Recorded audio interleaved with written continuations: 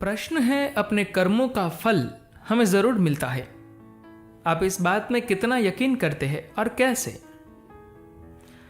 हम तो कर्म और कर्म के फल भुगतने में पूरा विश्वास करते हैं, और उसी कर्म का ही तो परिणाम है कि हम और आप सारे सृष्टि में, कोई अति धनी, गरीब, कोई दरिद्र, कोई ऊंचा पोस्ट पर आसीन है, और कोई बेचारा मजदूर और रिक्शा चालक कठिन मेहनत कर भी वो धन नहीं अर्जित कर पाता कि उसे सुख से 4 दिन रोटी मिले या उसके बच्चे सुख से रहे।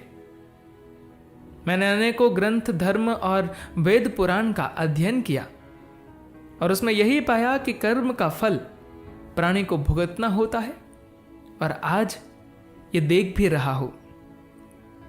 कर्म परिणाम आप स्वयं देखें कि कोई बहुत टैलेंटेड होता है, पर उसे वो स्थान या पोस्ट नहीं प्राप्त होता, और दूसरे उसी जगह आप देखते हैं कि एक निथला व्यक्ति जो किसी भी तरीके से योग्य नहीं है, वो उस स्थान पर बैठ जाता है।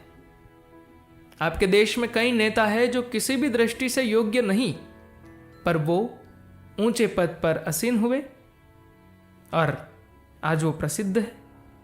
इस प्रकार एक नहीं अनेकों उदाहरण दे सकता हूं।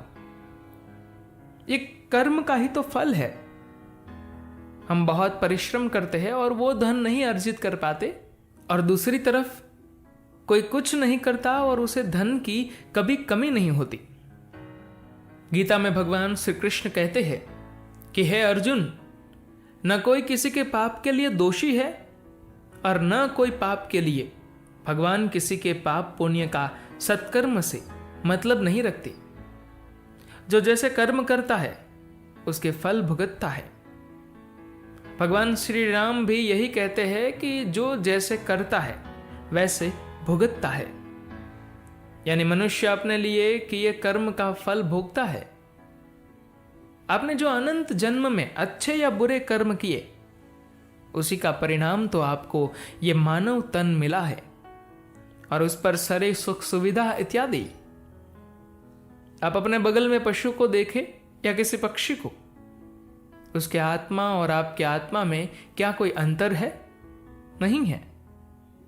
पर बेचारे वो भोजन की खोज में सवेरे से निकल जाते हैं, और कुछ को तो भूखा भी रहना पड़ता है। हमें तो बना बनाया भोजन और चाय इत्यादि सवेरे से ही मिलाना प्रारंभ हो जाता है। ये कर्म ही तो है जो आपने और हमने पूर्व जन्म में किए हैं। आत्मा में अंतर नहीं होता, और जो जैसे किए हैं उसी के आसार भगवान उसके कर्म फल उसके सामने पेश कर देते हैं। भगवान को किसी के पाप पुण्य या सत्कर्म इत्यादि से लेना देना नहीं होता। भगवान को केवल अपने प्रिय भक्त से मतलब होता है, और बाकी तो 4 प्रकार की सृष्टि उनकी चलती रहती है। पशु पक्षी, मानव, अंडज, स्तनधारी, जल जीव इत्यादि।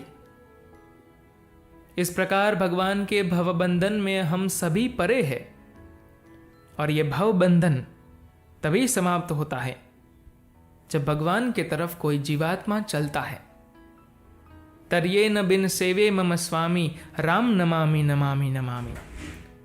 बिना श्री हरि के शरण हुए ये 84 लाख का चक्कर समाप्त नहीं होता। इसीलिए तो हम कर्म करने के लिए बराबर भेजे जाते हैं। हम न चाहकर भी दुख सुख भोगने में हेतु है। धन्यवाद।